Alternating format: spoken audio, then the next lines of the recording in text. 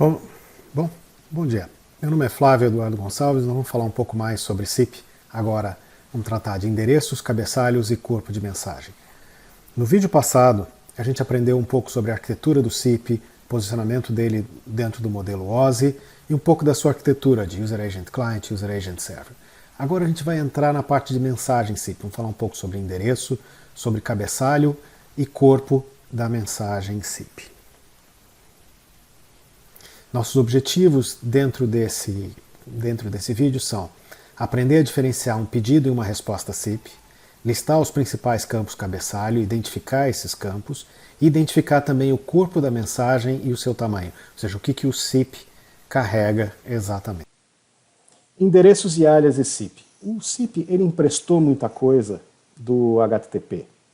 Então os endereços são muito semelhantes aos endereços de e-mail, do HTTP e do SMTP. Então o endereço do cliente é johndoe@cpa.com. Mas posso ter um alias para ele, que é esse número de telefone, ou seja, esse número de telefone vai ser traduzido para esse nome, que depois vai ser traduzido para o endereço IP. Posso ter um segundo alias, como por exemplo, o ramal desse usuário, @cpa.com. Então isso é o que nós chamamos de endereço SIP, é como eu localizo o endereço. Isso pode ser um telefone IP, pode ser uma estação de videoconferência, qualquer dispositivo final SIP. Aqui embaixo eu tenho uma SIP URI, Uniform Resource Identifier, né? É o identificador do usuário. É basicamente SIP e o endereço do usuário. Ou se for acesso seguro, CPS e o endereço do usuário. Então quando eu falar endereço, nome, @domínio. Quando eu falar URI, SIP nome, @domínio. Sempre que eu falar URI, é SIP nome, @domínio. E aqui embaixo eu tenho vários tipos de URI no pacote SIP, dentro de um pedido SIP. A Request URI, que é a URI na primeira linha do protocolo, que é a URI que eu vou usar, que é quem eu realmente vou usar para rotear a chamada, para enviar a chamada ao destino. O From URI, que é de quem que está vindo essa chamada, é o identificador da chamada SIP.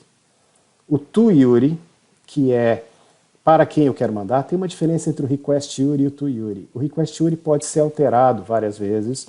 O To URI normalmente permanece constante dentro do pacote. O To URI só é usado no método de registro.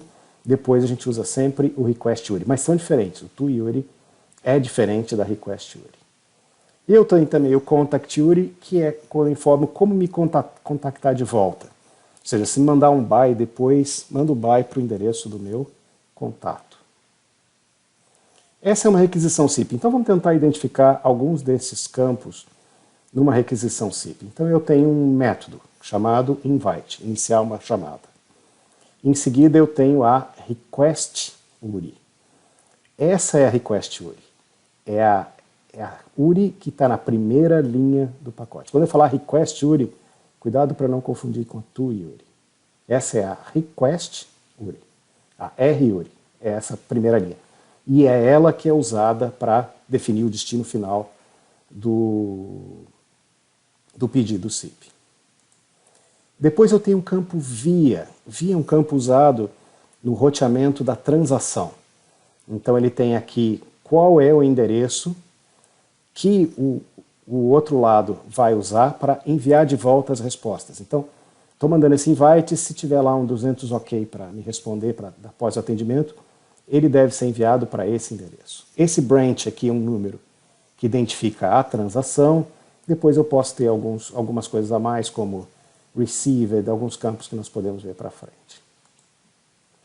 Contact. Contact é usado não como endereço de uma resposta 200 OK, mas como endereço de um novo pedido. Eu posso fazer um invite. O novo pedido deve ser enviado para o endereço do contact, um reinvite. E o BY, por exemplo, para desligar uma chamada, também deve ser enviado para o BY. Então, respostas, mesmo a transação, 200 OK, por exemplo, usa o VIA.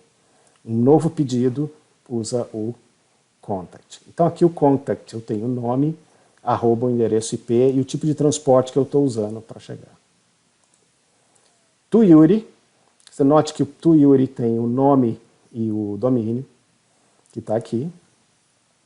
Ou seja, Esse nome aqui é o que nós chamamos de display, é o que aparece na tela do usuário. Aqui também no from, que é o identificador de chamada, a gente tem a mesma coisa. O identificador da chamada, mais o from, que é o display name. O que vai ser mostrado no display do telefone. Call ID, que é o identificador da chamada, é importantíssimo. A gente sempre procura chamadas, procura o invite, o buy pelo Call ID, pelo identificador. Número de sequência, também importantíssimo. O número de sequência tem que sempre incrementar, então eu envio, por exemplo, um invite. Na hora que eu mando o buy, o número de sequência, se o invite é 1, o buy tem que ser 2 ou 3, tem que ser um número maior do que o primeiro.